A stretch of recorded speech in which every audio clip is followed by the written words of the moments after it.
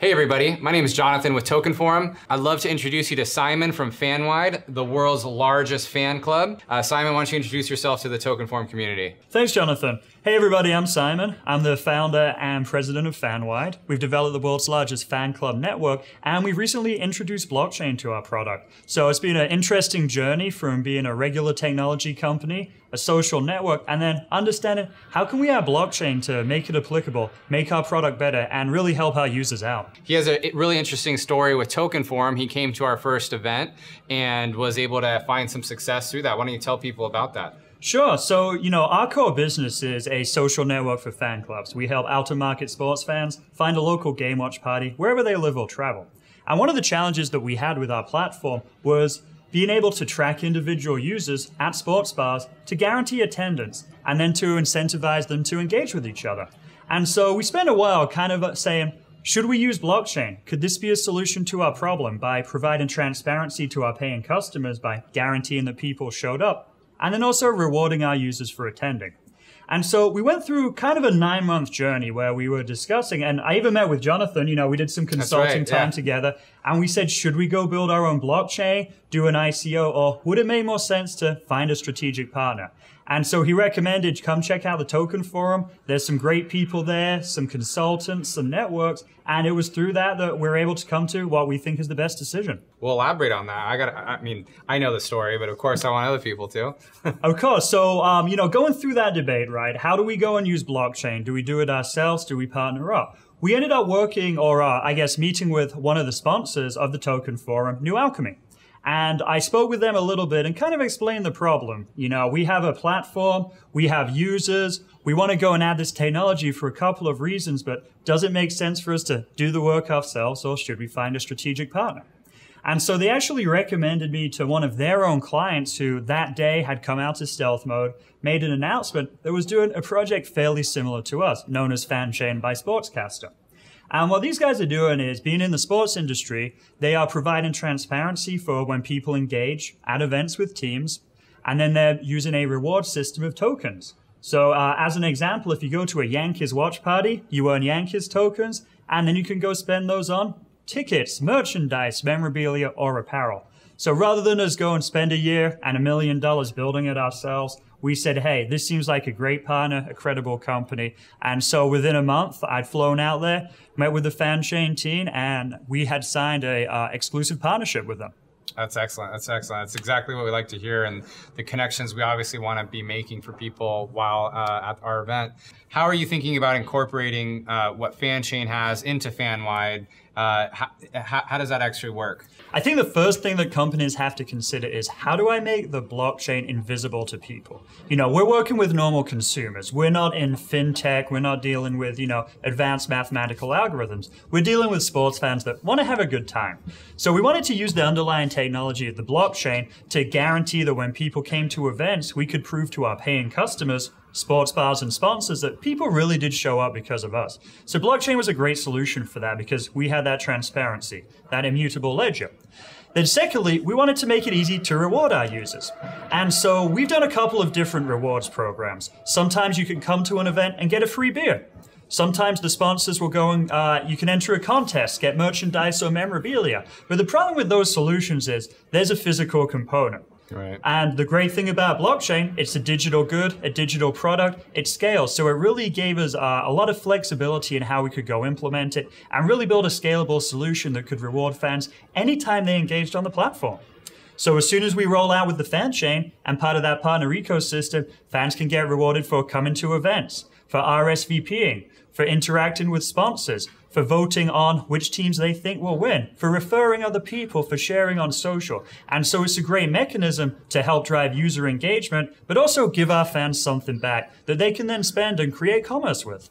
So I think it's excellent that you're thinking about the consumer use cases, and that's a great point, right? These aren't, long algorithms from a trading standpoint. These are real users who are going to be using these tokens and so forth.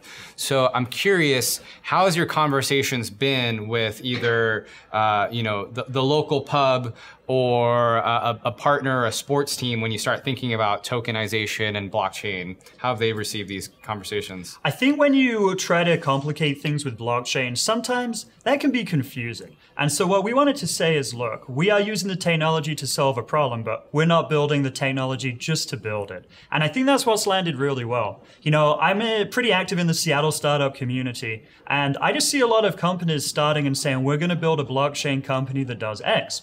Sometimes that can be successful, right? But we wanted to approach it slightly differently and say, we're going to build a company that solves a real world problem, and then we're going to take the blockchain, use that as part of our platform to make it better, make it easier to use. And ultimately, our goal was to not make people even know we've got blockchain integrated, make it transparent so that when people come, they get their tokens and rewards, they're happy, and if we still need to use the blockchain to prove to our paying customers about attendance, who came where, we still have that capability. And so we really try to find a best of both worlds approach. Get the support of that technology as we need it, but yet make it easy to use for the consumers. Excellent, excellent. And tell us more about the FanWide team. Where's everybody at? Where are you guys based out of? Sure. So FanWide's been around for about 2.5 years now. I'm a technical founder. I spent about 8 years at Microsoft, then was an executive at a security company before doing this full time. And really, we're nerds that love sports. You know, most of us haven't lived in the same place for too long.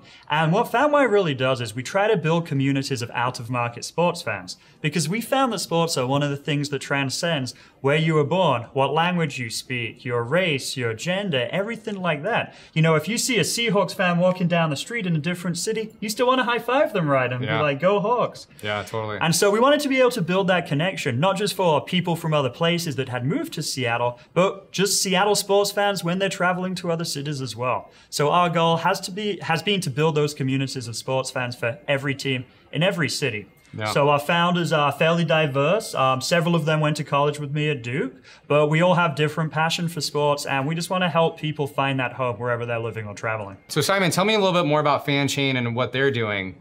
Sure. So FanChain is a sports blockchain ecosystem. They've got great backing. Some of their investors include the NFL Players Association, wow, David Stern, the former NBA commissioner, Jim Boeheim, Syracuse head basketball coach, some Hall of Fame basketball players, Super Bowl champions. So they've got a great backing of influential people in the sports industry. And their whole goal is to provide a single use case token that can be used throughout the entire sports ecosystem. So what they've done is they've built it on Ethereum 20. However, it has ERC-721 characteristics. Interesting. So what I mean by that is it's a standard ERC-20 token. You can put it in any regular wallet, but they have the ability to customize each token and stamp team-specific metadata on it. So if I go to a Yankees event, I get my token stamped with Yankees metadata. And so the whole idea behind that is to provide loyalty and to further engage the teams. May all the different sports teams that they want to be working with actually want to have a vested stake in that FanChain ecosystem as well. And so it was a great use case for us because, you know, we are what is known as a mint, which means kind of like a treasury. We are given an allocation of tokens and we get to distribute them and stamp them to our fans that go and attend our events. And so our interactions with our fans are always team specific. You know, you go to a Seahawks game, you get the Seahawks tokens. You can spend that on Seahawks merchandise. So we really enjoy that whole ecosystem. It made a lot of sense for us. We wanted to go build it ourselves, but we said, hey, look, let's partner up. Let's go and, you know, put our skills and our network with this great technology and team that that the FanChain guys have built as well. Definitely. I'm a big fan of the ERC 721. Makes a whole lot of sense in sports, right? It's basically a digital memorabilia token in a way, right? So makes a lot of sense, makes a lot of sense. So Symon, you know, you said you're active in the Seattle community, startup scene. What are your thoughts on the Seattle blockchain community? It's growing, and I think this is one of the better places to look at blockchain. You know, there's several different blockchain-focused investment groups out here. You have a lot of startup companies based here. And so Seattle has been a great startup ecosystem for blockchain, for medical tech, enterprise software. So if you are interested in blockchain, definitely look at Seattle. Not just from the fact that, you know, we have a lot of talented engineers here, but there's a lot of interest in blockchain, and the investors in this community know about it.